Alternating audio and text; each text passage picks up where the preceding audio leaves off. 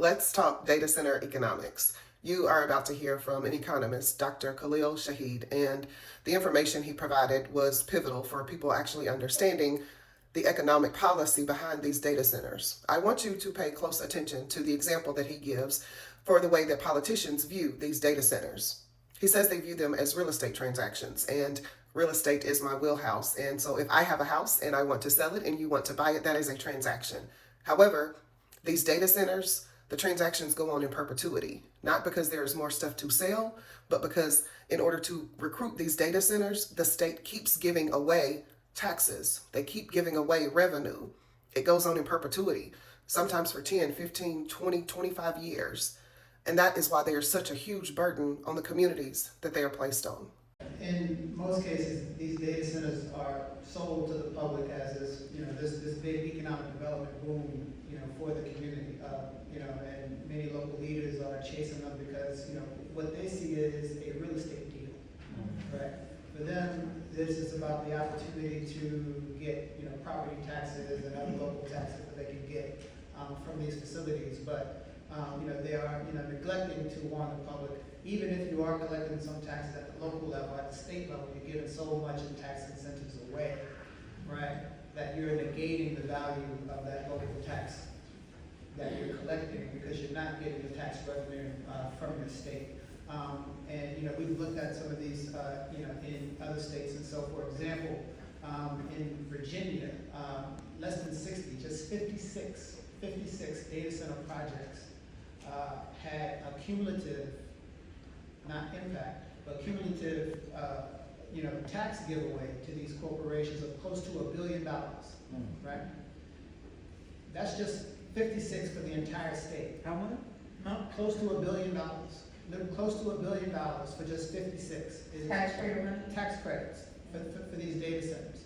And at the same time, Loudoun County, Virginia, they are, beating their chests and talking about how much tax revenue they get from their data centers, which amounts to roughly, at least for the past year, $890 million. So less than $1 billion that the state gave away in tax incentives to just 56 data centers. Loudoun County has more than 200 data centers alone, just in one county. And so the state has already given away that amount. But so Loudoun County, they have up to 31% of their entire county budget is not reliant on these data centers. So if those things fail, which they eventually will, that's your schools, that's your roads, that's your fire departments, that's all your public services are washed away because you bet more than a third of your county budget on these data centers, while again, at the state level, you're giving away so much more incentives. And you're giving it away in exchange for what?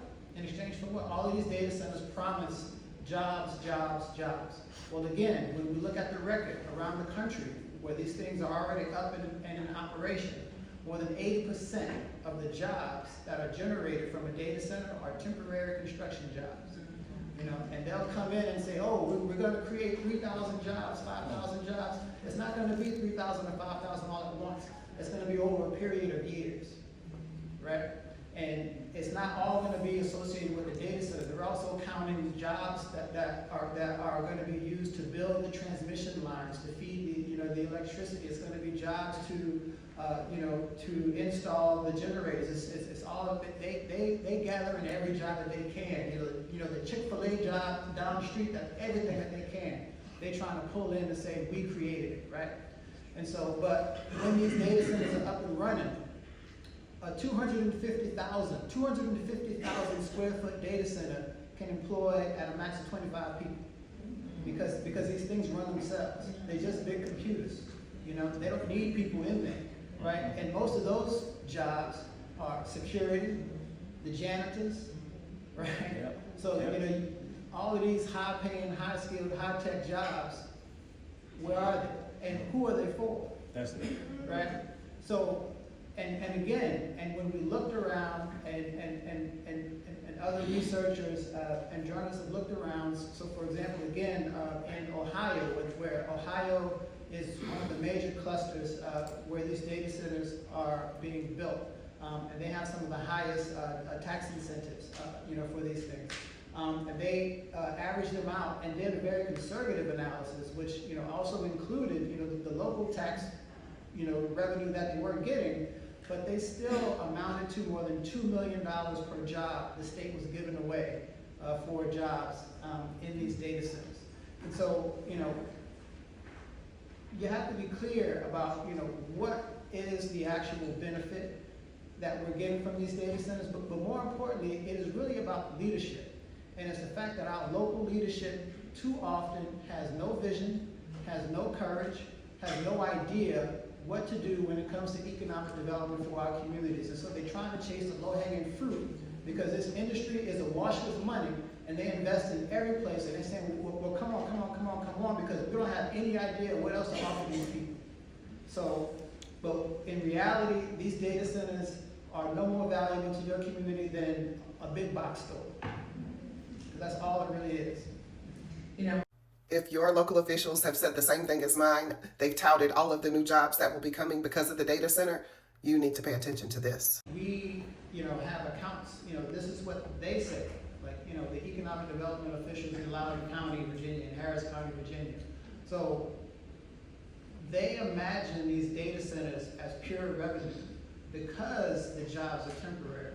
Because if the jobs were permanent, what does that mean? That means people want to live there. That means, oh, you got to build roads for them. Oh, you got to build schools for their kids. Oh, you got to build. That's tax money going to stuff that they don't want to pay for, right? So they prefer the fact that these jobs are temporary, that no one lives there, that no one works there, and so they see this as just pure revenue.